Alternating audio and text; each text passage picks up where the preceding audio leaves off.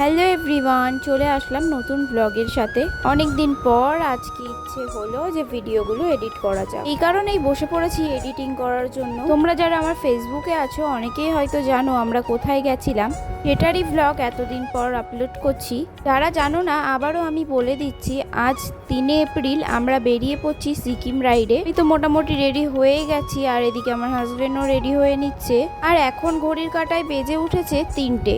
রোদ্দুরটা অনেকটাই কমে গেছে, সেই কারণে ভাবলাম বেরিয়েই পড়া যাক। তো তাড়াতাড়ি রেডি হয়ে গেছি, আর ওদিকে ব্যাগ ট্যাগ সব গোছানো কমপ্লিট, ব্যাগ বাঁধাও কমপ্লিট। আর এই মহারাজা যে কখন রেডি হবে কে জানে। আর ওদিকে দাদার দিদিরা ওয়েট করে আছে, ওদেরও রেডি হয়ে গেছে প্রায়। এই কারণে আরো তাড়াতাড়ি করতে বলছি যে ওরা দাঁড়িয়ে রয়েছে, তাড়াতাড়ি চলো। এই এভরিওয়ান, আমি প্রিয়াঙ্কা, তোমরা দেখছো প্রিয়াঙ্কা সরকার ফেসবুক পেজ। তোমাদের যদি আমার ভিডিও ভালো লেগে থাকে তোমাদের মতামতটা আমার কমেন্ট বক্সে জানিয়ে যেও। যেহেতু আমি ফুল রেডি, আর গুল্লু আমাকে দেখেই যাচ্ছে বারবার। হলেও যাওয়া যাক। ঠাকুর প্রণাম করে সবার আশীর্বাদ নিয়ে বেরিয়ে পড়লাম সিকিমের উদ্দেশ্যে। বাই বাই ফুলিয়া, দেখা হচ্ছে 10 দিন পর তোমার সাথে। সত্যি কথা বলতে এবার বাড়ি থেকে বেরোনোর সময় একটু ইমোশনাল লাগছিল, কেন কি কারণ সেটা জানি না। চলো এই 10টা দিন আমাদের কেমন কাটলো সিকিম রাইডে তোমাদেরকে সবটাই জানাবো।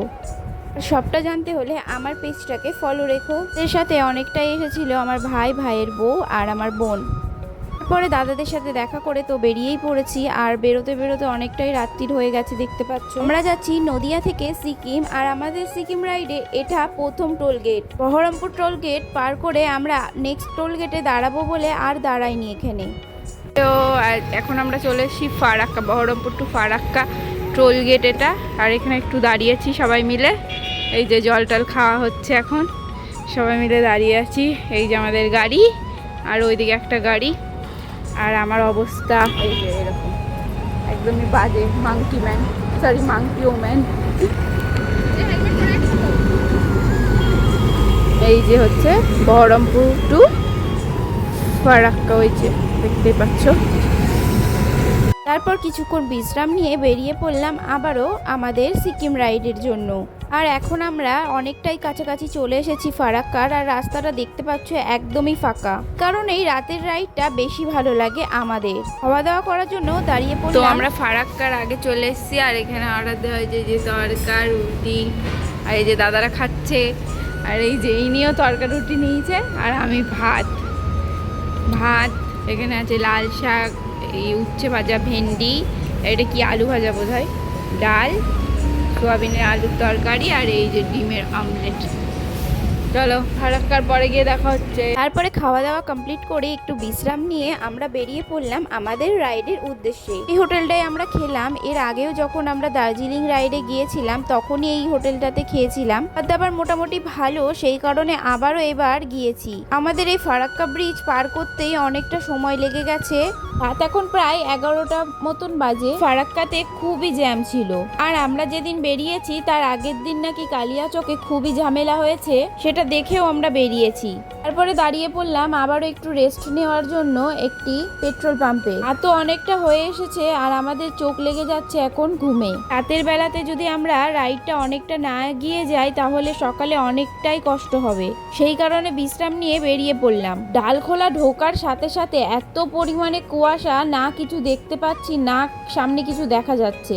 ক্যামেরাতে অতটা বোঝা যাচ্ছে না, তবে সামনাসামনি কিচ্ছু বোঝা যাচ্ছিল না। কিছুটা যাওয়ার পরই আমরা দাঁড়িয়ে পড়েছি, কারণ এত কুয়াশায় গাড়ি চালানো ইম্পসিবল। যতই এগিয়ে যাচ্ছি কুয়াশার ভাবটা আরো বেড়ে যাচ্ছে, আরো চারিদিক ঢেকে যাচ্ছে। এবার তোমরা দেখতেই পাচ্ছ যে সামনে আমাদের দাদাদেরই গাড়ি, তবে আমরা সেভাবে দেখতেই পাচ্ছি না যে দাদাদের গাড়ি আছে। সব গাড়ি স্লো স্লো যাচ্ছিল, তবু আমি ওকে বলছি যে তুমি সাবধানে চালাও, আসতে যাও। কুয়াশার এই জায়গাটায় এসে আমার সত্যি কথা খুবই ভয় লাগছিল। আমরা আর কিছু না ভেবে দাঁড়িয়ে পড়েছি একটু রেস্ট নেওয়ার জন্য, আর এই ওয়েদার ক্লিয়ার না হলে গাড়ি চালানোই যাবে না। তো একটা জায়গায় দেখতেই পেলে রেস্ট নিচ্ছিলাম। রেস্ট নেওয়ার পর আমরা চলে এসেছি ডালখোলা ছাড়িয়ে অনেকটাই আগে, আর সকালে হয়ে গেছে, সেই কারণে ভাবলাম একটু চাও খেয়ে নিই, অনেকটাই শরীরটা ক্লান্ত লাগছে। ব্রাশ করে চোখ মুখে জল দিয়ে একটু ফ্রেশ হয়ে নিয়েছি, কারণ শরীরটা খুবই ক্লান্ত লাগছে। এখন একটু চাটা খেয়ে এনার্জিটা আবার ঠিক করতে হবে। এখান থেকে চাটা খেয়ে আবার বেরিয়ে পড়বো। এখনও আমাদের শিলিগুড়ি পৌঁছাতে প্রায় 60 কিলোমিটার বাকি রয়েছে। তো গাড়ি আর আগাচ্ছেই না, জানি না কেন এবারটা এতটা টায়ার্ড লেগেছে। দুধটা এখন অনেকটা উঠে গেছে, আর শরীরটা একদমই ভালো লাগছে না। হ্যালো, এখন আমরা এখানে রেস্ট নেওয়ার জন্য বসে আছি। এই যে পেছনে ভুট্টার ক্ষেত আর আমরা এখানে বসে আছি। যে ওই যে আমাদের গাড়ি, ওই যে ওখানে গাড়ি রাখা, আর এতটা দূরে আমরা এখন বসে রয়েছি যে চটফট নিয়ে বসে আছে।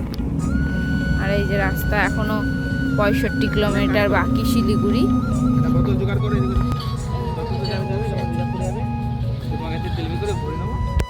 ফাইনালি শিলিগুড়ি টাউনটা পার করতে প্রায় অনেক ঘন্টা লেগে গেছে। আর এখন দেখতে পাচ্ছ আমরা ফরেস্টের ভেতরে ঢুকছি। আর রাস্তায় যেতে যেতে প্রচুর রাইডার দেখতে পেয়েছি, প্রচুর, মানে অনেক রাইডার ছিল, অনেক রাইডার আছে। একটা ভালো বাইক হবে, একটা ভালো সেট আপ হবে, জ্যাকেট হবে, হবে হয়তো আস্তে আস্তে সবটাই করব।